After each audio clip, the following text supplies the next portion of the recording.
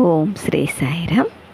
తల్లి, తండ్రి, గురువు, దైవము సమస్తము అయిన భగవాన్ శ్రీ సత్యసాయి బాబా వారి చరణార విందములకు నమస్సుమాంజలి సమర్పిస్తూ అందరికీ సాయిరామ్. శివశక్తి నుండి సాయి శక్తి శ్రీమతి సవితా సతీష్ అన్నే గారి పుస్తక పఠనం తరువాయి భాగమండి. ఆసుపత్రిలో బాబా వారితో సాంగత్యం. మార్చి 25 మా పెళ్లి రోజు. ఈసారి నాకు కొంచెం దిగులుగా ఉంది. ఎందుకంటే నాకు ఈరోజు శివంకి వెళ్ళటం కుదరలేదు. సరే, ఇది కూడా బాబావారి సంకల్పమేనని సరిపెట్టుకున్నాను. కానీ ఎక్కడో ఏదో విధంగా బాబావారి దర్శనం అవుతుందని నా నమ్మకం. మా ఇంటి దగ్గరలోనే ఉన్న ఒక దుకాణానికి వెళ్ళాము. అక్కడ షాపులో ఉన్న ఆడియో క్యాసెట్లు, దేవుడి ఫోటోలు చూస్తూ ఉండగా ఒక క్యాసెట్ పైన బాబావారి ఫోటో కనిపించింది. మొత్తానికి భగవాన్ తన భక్తురాలి కోరిక తీరుస్తూ ఈ విధంగా దర్శనమిచ్చారు. కొద్ది రోజుల తర్వాత నేను అంకుల్ని చూడటానికి వెళ్ళాను. ఆయన క్రింది అంతస్తులోనే ఉన్నారు. అంకుల్కి నాకు వచ్చిన కలను గురించి చెప్పాను. నేను శివంకి వెళ్ళటం, అక్కడ అంకుల్ ఆరోగ్యం బాగా లేకపోవటం వలన నా చేత బాబాకి హారతి ఇప్పించటం గురించి చెప్పాను. నా కలను గురించి విని కొద్దిగా ఆయన ఆశ్చర్యపడ్డారు. కానీ ఏమీ అనకుండా నా చేతికి పై అంతస్తు తాళం చెవి ఇచ్చి మందిరం లోపల దీపం వెలిగించి అగరబత్తులు వెలిగించి పాదుకలను దర్శించుకోమని చెప్పారు. పైకి వెళ్ళి మందిరంలో దీపం వెలిగించి అగరబత్తులు వెలిగించి చాలాసేపు ప్రశాంతంగా అక్కడే కూర్చున్నాను. క్రిందికి వచ్చి తాళం అంకులకిచ్చి తల వంచి అంకులకు నమస్కారం చేసి ఇంటికి తిరిగి వెళ్ళాను. అదే రోజు రాత్రి నాకు ఒక కల వచ్చింది. ఆ కలలో నేను అంకుల్ ఆసుపత్రిలో అనారోగ్యంతో చేరాను. బాబా నన్ను చూడటానికి వచ్చారు. ఆయన నా మంచం అంచున కూర్చొని నా తల నిమురుతూ నేను నీతోనే ఉన్నాను అన్నారు. అంకుల్ కుమార్తె సోదరి రాణి నన్ను ఎక్స్రే తీయించుకోమని చెప్పారు. నాకు ఛాతీలో నొప్పి రావటం వలన ఆమె నాకు చికిత్స చేస్తున్నారు. అందువల్ల గురువారం ఇంట్లో పనులు త్వరగా తెముల్చుకొని ఎక్స్రే తీయించుకోవడానికి వెళ్ళాలని అనుకున్నాను. సుమారు 5:30 ఒక పెద్ద కాళ్ళ జెర్రీ నన్ను కుట్టింది. నేను దానిని చంపకుండా దాని త్రోవన దానిని వెళ్ళనిచ్చాను. 3-4 గంటల తర్వాత దాని ప్రభావం నాలో కనిపించసాగింది. కళ్ళు తిరిగి ఫిట్స్ రావడం ప్రారంభమైంది. అప్పుడే నాకు తట్టింది ఆ పురుగు విషపురుగు అని. దగ్గరలోనే ఉన్న డాక్టర్ దగ్గరికి వెళ్ళాను. ఏవో మాత్రలు రాసి ఇచ్చారు, కానీ ఏమీ తగ్గలేదు. అటువంటి స్థితిలోనే మా వారితో కలిసి ఎక్స్రే తీయించుకోవడానికి బయలుదేరాను. అక్కడికి వెళ్ళేసరికి పరిస్థితి ఇంకా తీవ్రంగా పరిణమించింది. నేను సరిగ్గా నిల్చోలేకపోతున్నాను. ఉదయం వేళ అక్కడ డాక్టర్లు ఎవరూ అందుబాటులో లేరు. ఇంతలో హఠాత్తుగా నాకు అంకుల్ గుర్తుకు వచ్చారు. మా వారికి నా పరిస్థితి గురించి చెప్పినప్పుడు ఆయన అంకుల్ దగ్గరికి వెళ్దాము అన్నారు. అంకుల్ ఇల్లు ఆసుపత్రి పక్కపక్కనే. వెళ్తూ ఉండగా త్రోవలో నాకు 2 రోజుల క్రితం వచ్చిన కల గుర్తుకు వచ్చింది. కలలో నేను అంకుల్ ఆసుపత్రిలో చేరడం, బాబా నన్ను చూడడానికి రావడం అంతా గుర్తుకు వచ్చింది. ఆ కల ఇప్పుడు నిజం కాబోతున్నట్టుగా నాకు అనిపించింది. కానీ ఏ కారణంగా చేరబోతున్నానో నాకు అర్థం కావడం లేదు. అక్కడికి వెళ్ళగానే తిన్నగా సోదరి రాణి దగ్గరికి వెళ్ళాము. సోదరి రాణి భర్త బాపూజీ డాక్టర్ శ్యామ్ గారు కూడా అక్కడే ఉన్నారు. ఆయనకి ఉదయం నన్ను కాళ్ళ జర్రి కుట్టడం తర్వాత జరిగిందంతా వివరంగా చెప్పాను. బాబూజీ నన్ను లోపలికి తీసుకెళ్ళి బీపీ పరీక్షించారు. ఒక ఇంజెక్షన్ ఇచ్చి ఏసీ గదిలో పడుకోమని చెప్పారు. చుట్టుపక్కల విషయాలు తెలుస్తూనే ఉన్నాయి. కొద్దిగా మగత నిద్రలాగా ఉన్నది. కొద్దిసేపటి తర్వాత ఎవరో వచ్చి నా మంచం చివర తల దగ్గర కూర్చొని నా తలని జుట్టుని నిమురుతున్నట్లుగా అనిపించింది. ఆ సమయంలో నేను నా తల త్రిప్పటానికి కూడా శక్తి లేనట్లుగా ఉన్నాను. కొంచెం ఓపిక చేసుకొని తల తిప్పి చూశాను. అక్కడ ఎవరూ లేరు. కానీ ఎవరో ప్రేమతో నన్ను తమ అరచేతులతో నిమిరిన అనుభూతి మాత్రం ఇంకా అలానే ఉన్నది. మళ్ళీ నాకు నా కల గుర్తుకు వచ్చింది. అప్పుడు నాకు కావలసిన ఓదార్పును, హామీని ఇంకెవరివ్వగలరు? కళ్ళకు ప్రత్యక్షంగా బాబా అక్కడ కనబడకపోయినప్పటికీ వారి మృదువైన స్పర్శ మాత్రము నాకు ఇంకా గుర్తు ఉన్నది. నా మనసులోనూ శరీరంలోనూ ఉన్న బాధ అంతా ఎప్పుడు పోయిందో ఎలా పోయిందో నాకు తెలియలేదు. నాకు బాగా నిద్ర పట్టేసింది. రెండో రోజుకి నాకు పూర్తిగా నయం అయ్యింది. రాణి తాయి నా ఎక్స్రే రిపోర్టు పరిశీలించి చూస్తే అందులో ఏ లోపమూ లేదు. అంతా సక్రమంగా ఉన్నది. నా తండ్రి, నా భగవాన్ నేను కోలుకోవడం కోసం మళ్ళీ సహాయం చేశారు. కొన్నాళ్ళ తర్వాత నేను మళ్ళీ అంకుల్ని చూడటానికి వెళ్ళాను. అప్పుడు అంకుల్ పోలీస్ కమిషనర్ దుర్గారి అమ్మాయి పెళ్లి ఫోటోల ఆల్బమ్ని చూస్తున్నారు. ఆమె పెళ్లి బాబా స్వయంగా పుట్టపర్తిలో జరిపించారు. భగవాన్ బాబా దివ్య సమక్షంలో వివాహం చేసుకునే భాగ్యం కలిగిన ఈ నూతన వధూవరులు ఎంత అదృష్టవంతులు. అంకుల్కి నమస్కరించి ఇంటికి వచ్చేశాను. అయితే దీనివల్ల నాకు గొప్ప ఆనందం ఏమీ అంతగా కలగలేదు. బాబా వారి దర్శనం, పర్తిలో సేవ, ఇవి నా కోరికలు. అంతేకాకుండా నా పుస్తకానికి బాబావారి ఆశీస్సులు కూడా తీసుకోవాలని నా కోరిక. అంత విచారంలోనూ ఏదో ఒక నమ్మకం, ఆశ. బాబా ఎప్పుడో ఒకప్పుడు నా పుస్తకాన్ని ఆశీర్వదిస్తారని. బాబా కరుణా సముద్రులు. ఆయన సంకల్పానుసారంగా వారి ఆదేశంగానే నేను పుస్తకం రాయటం జరిగింది. అయినా నా చేతులతో ఏమీ లేదు. నన్ను నేను ఆయనకి పూర్తిగా శరణాగతి చేశాను. నేను అటువంటి పరిస్థితుల్లో ఉండగా నాకు ఒక కల వచ్చింది. కలలో నేను ప్రశాంతి నిలయంలో దర్శనం వరుసలలో కూర్చొని ఉన్నాను. నాతో పాటు నా స్నేహితురాలు ఇంకొకరు అక్కడ కూర్చొని ఉన్నారు. ఆమె ఎవరో నాకు అర్థం కాలేదు. ఆయన తన చేతిని నా పుస్తకంపై ఉంచి ఆశీర్వదించారు. తర్వాత ఆయన నాతో, నీ మరొక కోరిక తీర్చవలసి ఉన్నది, అది త్వరలోనే జరుగుతుంది అన్నారు. ట్యూమర్ అంటే కంతి నయం కావడం. ఇది ఎలా అంటే, సోదరి రాణి నాకు వచ్చిన ట్యూమర్కు చికిత్స చేస్తున్నారు. నేను మళ్ళీ ఒకసారి పరీక్ష నిమిత్తమై ఆమె వద్దకు వెళ్ళాను. నొప్పులు ఎక్కువగా ఉన్నప్పటికీ అంకుల్ని కలవడం, పాదుకులు దర్శించుకోవడం మానుకోదలుచుకోలేదు. అంకుల్ ఆంటీ నన్ను కూడా తమ స్వంత కుమార్తె వలనే అభిమానించి ఆప్యాయతను పంచారు. ఆయన దగ్గరికి వెళ్ళినప్పుడల్లా పైకి వెళ్ళి మందిరంలో దీపం, అగరవత్తులు వెలిగించమని చెప్పేవారు. పాదుకలకు పూజ చేయమని చెప్పేవారు. ఇటువంటి అవకాశాలన్నీ నాకు లభించటం నిజంగా నా అదృష్టం. నాకు వచ్చిన ట్యూమర్ గురించి అంకుల్కు తెలుసు. ఆయన నాకు విభూతి ఇచ్చి, బాబా తప్పకుండా నీ ట్యూమర్ని నయం చేస్తారు, నువ్వేమీ ఆందోళన చెందవద్దు అన్నారు. నాకు ఆపరేషన్ అంటే భయం. ఆయన నన్ను ఓదారుస్తూ ధైర్యం చెప్పేవారు.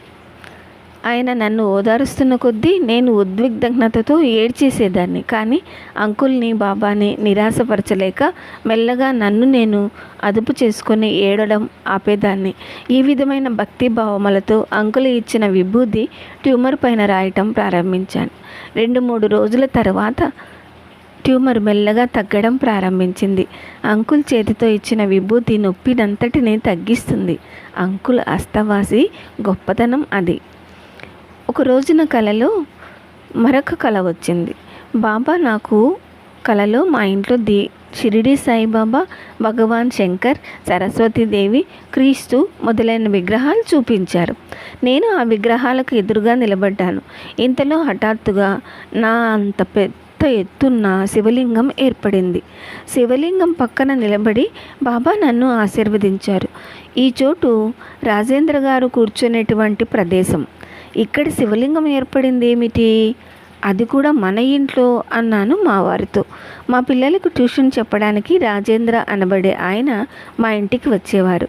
ఆయన అక్కడే కూర్చొని రోజు మా పిల్లలకి పాఠాలు చెబుతుండేవారు. అదే చోట శివలింగం ఏర్పడటం నా కలలో చూశాను. ఈ కలకి నాకు అర్థం తెలియలేదు. మనకి భగవంతుని సంకల్పం అర్థం కాకపోయినా సమయం వచ్చినప్పుడు ఆయనే మనకి వివరంగా చెబుతారు. ఒక గురువారం నాడు ఏది ఏమైనా సరే ఆ రోజు శివంకు వెళ్ళాలని నిశ్చయించుకున్నాను. బయలుదేరడానికి సిద్ధంగా ఉన్నాము. వర్షం పడే సూచనలు ఎంతమాత్రం లేనప్పటికీ ఉన్నట్లుండి వాన పడడం మొదలైంది. ఒక్క ఆటో రిక్షా కూడా దొరకలేదు. ఆకాశం నల్లని మబ్బులతో నిండిపోయి ఉరుములు మెరుపులు వస్తున్నాయి. ఏది ఏమైనప్పటికీ పట్టుదలతో బయలుదేరి శివంకు వెళ్ళి భజనలో కూర్చున్నాము. మనం ఏదైనా చెయ్యాలి అని అనుకున్నప్పుడు భగవాన్ మన పట్టుదలని పరీక్షిస్తారు. మన చేత ఏదైనా చేయించాలి అనుకుంటే అది ఆయన తన సంకల్పంతో తప్పక నెరవేరేలా చేస్తారు. అజ్ఞానంతో మనం బాబాని ఏదో అడుగుతూ ఉంటాము. అది ఒకవేళ మనకి మంచిది కాకపోయినా, లేక అది సరైన సమయం కాకపోయినా దానిని మనం గుర్తించేలా భగవాన్ చేస్తారు. ఒకసారి ఏదో ఒక కోరిక నెరవేరటం కోసం చాలా కాలం చక్కెర తినటం మానేస్తానని మొక్కుకున్నాను. చాలా రోజులు ఇలాగే చేశాను. కానీ బాబా అభిప్రాయం ప్రకారం ఆ కోరిక నెరవేరలేదు. లేదా అంత చిన్న విషయం కోసం నేను అంత పట్టుబడటం కూడా బహుశా బాబాకి నచ్చి ఉండదు. శివంకి పిల్లలతో వెళ్ళి ఆటో రిక్షా దిగుతుండగానే నాకు కళ్ళు తిరగటం ప్రారంభమైంది.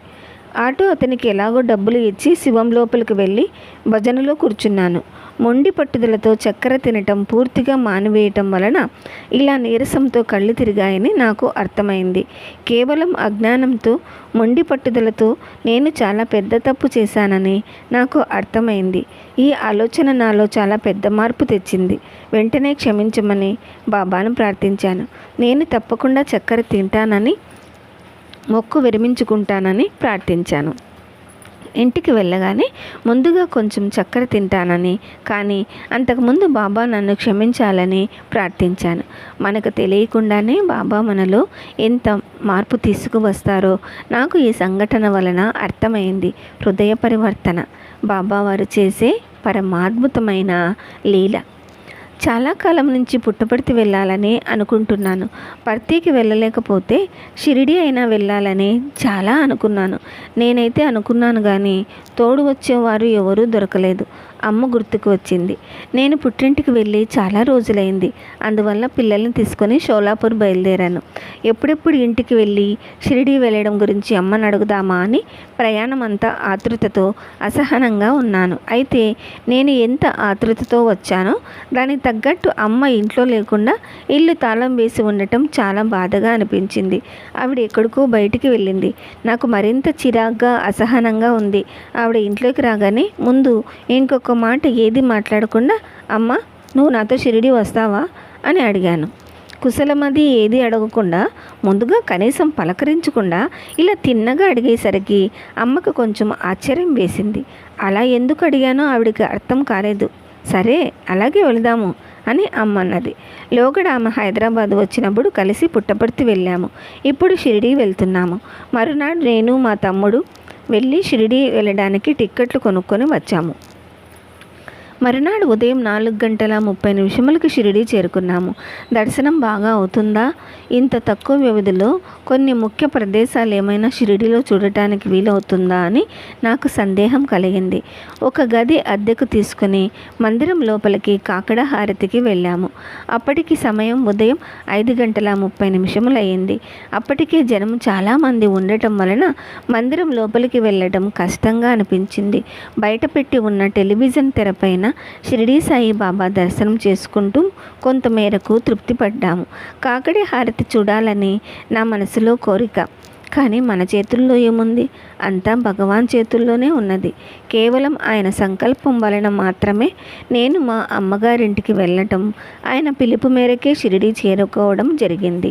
హారతి ముగిసిన తర్వాత మంత్రపుష్పం మొదలైంది. ఆదివారం కావటం వలన జనసమ్మర్దం బాగా పెరిగింది. టెలివిజన్ తెరపై బాబా దర్శనం ఎంతో చక్కగా ప్రశాంతంగా జరిగింది. మంత్రపుష్పం తర్వాత దర్శనం వరుసలలో ముందుకు వెళ్ళాము. మందిరంలో ముందుకు మెల్లమెల్లగా వెళుతూ క్రమంగా షిరిడి సాయి విగ్రహం వద్దకు చేరుకున్నాము.